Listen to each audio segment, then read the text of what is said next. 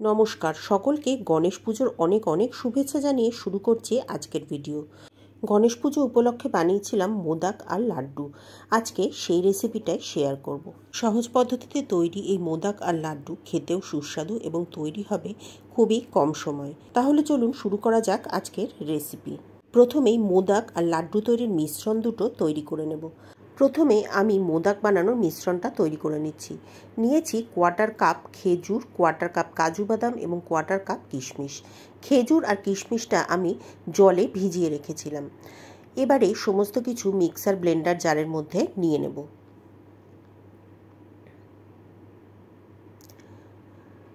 Blender জারের মধ্যে নিয়ে এগুলোকে তৈরি করে নেব একটা কোর্স পেস্ট।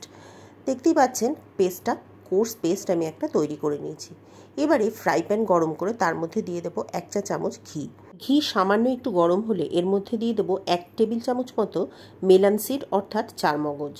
চারমগজটা দিয়ে এটাকে ভেজে নেব।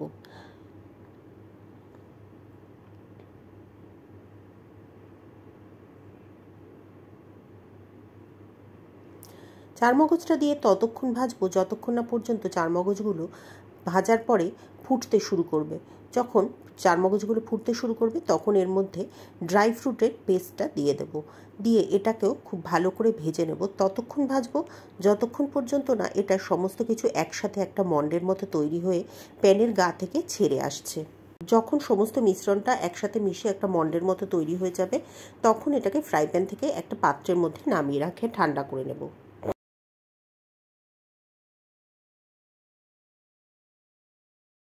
এবারে লাড্ডু তৈরির মিশ্রণটা তৈরি করে নেব। নিয়েছি 200 গ্রাম পনির। আমি ক্রিম পনির ইউজ করেছি। পনিরটাকে হাতের সাহায্যে টুকরো টুকরো করে মিক্সার ব্লেন্ডার জারের মধ্যে নিয়ে নেব।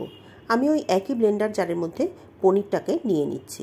পনিরের সাথে এর মধ্যে মিশিয়ে দেব কোয়ার্টার কাপ চিনি। চিনি আর পনিরটা দিয়ে ব্লেন্ডার জারের মধ্যে ঘুরিয়ে একটা মিহি পেস্ট তৈরি করে নেব। এই কাজটা আপনি হাতের সাহায্যে কোনো প্লেটের উপর নিয়েও করতে পারেন, তবে মিক্সিতে যেহেতু তাড়াতাড়ি হয় তাই আমি মিক্সিতে ব্লেন্ড করে নিয়েছি। এবারে ওই একই ফ্রাই প্যানের মধ্যে 1 টেবিল চামচ ঘি গরম করে নেব। ঘিটা খুব বেশি গরম করার দরকার নেই, সামান্য একটু গরম হলে মিশ্রণটা এর মধ্যে দিয়ে দেব।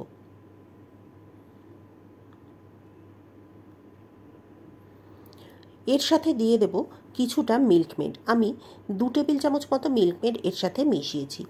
এবারে সব কিছু একসাথে দিয়ে ভালো করে মিশ্রণটাকে ঘন করে নেব। মিশ্রণটা একদম হাই ফ্লেমে সমানে নাড়াচাড়া করতে হবে 10 মিনিট। তাহলেই একদম সুন্দরভাবে এটা ঘন হয়ে একত্রিত হয়ে যাবে। অলরেডি 2 মিনিট হয়ে গেছে, তাতেই দেখুন অনেকটাই ঘন হয়ে এসেছে।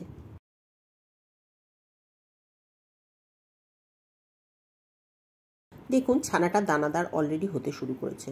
এবারে সমস্ত মিশ্রণটা সমানে নাড়াচাড়া করতে হবে যতক্ষণ না পর্যন্ত এটা সব কিছু একত্রিত হয়ে আসছে। সমস্ত কিছু একত্রিত হয়ে আসলে দেখবেন প্যানের গা থেকে এটা আস্তে আস্তে ছেড়ে আসবে। এর থেকে বেশি আমি ঘন করব না। প্যানের গা থেকে আস্তে আস্তে ছাড়তে শুরু করেছে। এর থেকে বেশি ঘন করলে ঠান্ডা হয়ে যাওয়ার পরে একদম শক্ত হয়ে যাবে। কিন্তু শক্ত আমার চাই না, আমি একটু নরম পাকেরই রাখছি। সেই জন্য এই অবস্থাতেই আমি নামিয়ে নেব। ছানার মিশ্রণটাকেও এবার নামিয়ে রেখে ঠান্ডা করে নিতে হবে। দুটো মিশ্রণই খুব ভালোভাবে ঠান্ডা হয়ে গেছে। এবারে করে নেব লাড্ডু আর মোদক। প্রথমে হাতে ঘি মাখিয়ে নেব আর এর সাথে মোদকের যে মোল্ড পাওয়া যায় সেই মোল্ডের মধ্যেও ঘিটা মাখিয়ে নেব।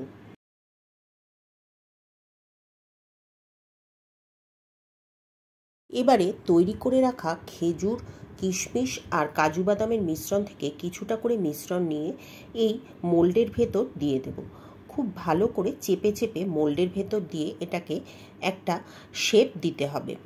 একটা সাইডে দিয়ে ঢাকনাটা বন্ধ করে দেব। এবারে বাকি যে ফাঁকা অংশটা আছে সেইটার মধ্যেও আরও কিছুটা মিশ্রণ দিয়ে দেব। আশপাশ থেকে যে মিশ্রণগুলো বেরিয়ে আসছে সেগুলো চেঁচে ফেলে দেব। এতে মোদকের শেপটা খুব সুন্দর আসবে। ভালো করে চেপে চেপে তৈরি হয়ে গেলে এবার মোল্ডটা খুব সাবধানে খুলে নেব। মোল্ডটা খুললেই দেখতে পাবেন কি সুন্দরভাবে মোদক তৈরি হয়ে গেছে। দেখুন কত সুন্দর একটা মোদক তৈরি হয়ে গেল। আরও একটা মোদক আমি আপনাদের তৈরি করে দেখিয়ে দিচ্ছি। একইভাবে প্রথমে মোল্ডটাকে গ্রিস করে নেব ঘি দিয়ে, তারপরে মোদকের মিশ্রণটা এর মধ্যে দিয়ে চেপে চেপে মোদক তৈরি করে নেব। বাকি মোদকগুলো আমি একইভাবে তৈরি করে নিচ্ছি।